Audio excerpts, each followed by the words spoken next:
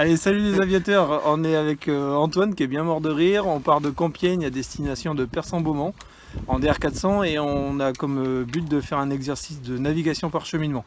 C'est l'objectif du jour. Allez, c'est parti. À tout à l'heure. Donc pour ce vol, on a opté pour une méthode de navigation en cheminement vers 2000 pieds sans contact avec les organismes de contrôle aérien, à l'ancienne quoi. C'est un vol court et on va se contenter de suivre des repères au sol pour pouvoir se situer en permanence sur la carte. Il faut essayer de suivre des lignes naturelles ou artificielles, faciles à visualiser, mais qui ne nous amènent pas obligatoirement vers notre objectif en ligne droite directe. On utilise aussi de grands repères ponctuels comme des villes, des étangs, des monuments pour recaler notre position le long des lignes de cheminement. Allez, regardons un peu la carte. Pour notre navigation entre LFAD en haut à droite et LFPA en bas à gauche, nous pourrions opter pour un cheminement qui suit l'Oise parce qu'elle relie directement les deux terrains. Mais cette option nous fait passer sur Creil, qui est une grande agglomération indiquée sur la 500 millième à survoler à 5000 pieds mini. Or cette ville est sous la TMA de Beauvais qui commence à 1500 pieds. Donc le contournement de Creil nous fait faire un détour et en plus on devra descendre sous la TMA. Bon, on va éviter cette option. Une autre option serait de suivre l'autoroute 1. Car les autoroutes sont de très bons repères en vol et on les voit de loin. Comme l'autoroute ne va pas en direction de Persan, il faudra juste penser à virer aux environs de Senlis en direction de l'ouest pour rejoindre le terrain. À Senlis, il faudra être précis pour ne pas entrer dans la TMA2 de Paris qui est une classe A inaccessible dont le plancher est également à 1500 pieds. Pour éviter les zigzags, on va faire un mix des deux options. On commence par suivre l'Oise en la gardant sous l'aile gauche jusqu'au croisement avec l'autoroute. Puis on continue en suivant l'autoroute A1 jusqu'au péage de Senlis. Pour la fin du parcours, il faut regarder en détail comment ne pas survoler les villes. On doit faire attention à ne pas survoler Senlis, Chantilly, Gouvieux, La Morlaix et, en plus, il ne faut pas en plafonner la TMA2 de Paris.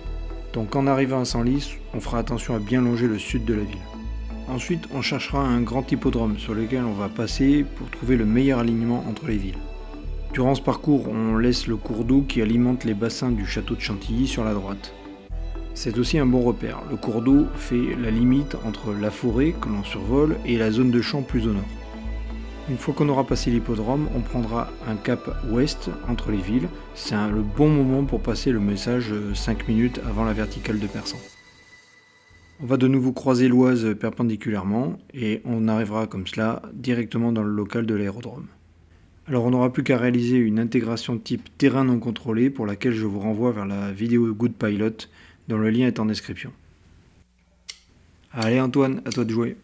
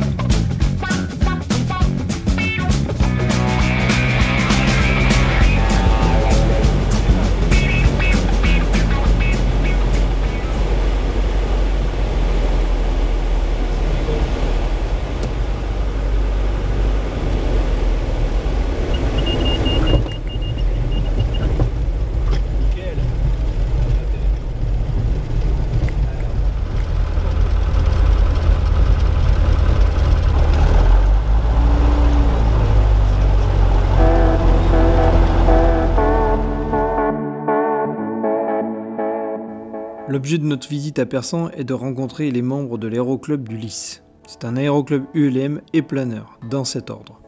Historiquement, il y avait là un club de vol à voile dont l'activité a subsisté grâce à des motoplaneurs et maintenant des planeurs ULM Lambada. On a pu discuter avec Jean-Louis, instructeur au sein de la structure, qui nous a parlé du Lambada et de ses particularités. C'est une machine qui peut sembler pointue pour un pilote avion ULM, et en fait il faut l'approcher comme un planeur, c'est-à-dire aux aérofreins. Mais c'est avant tout une machine fine, aux formes élégantes. Comme un planeur, il tire quand même 30 de finesse, moteur coupé. Et comme un ULM, il croise à 150 km/h. C'est donc un bon compromis. Au sein de l'aéroclub du Lys, une poignée de résistants perpétue la tradition vélivole du terrain de Persan.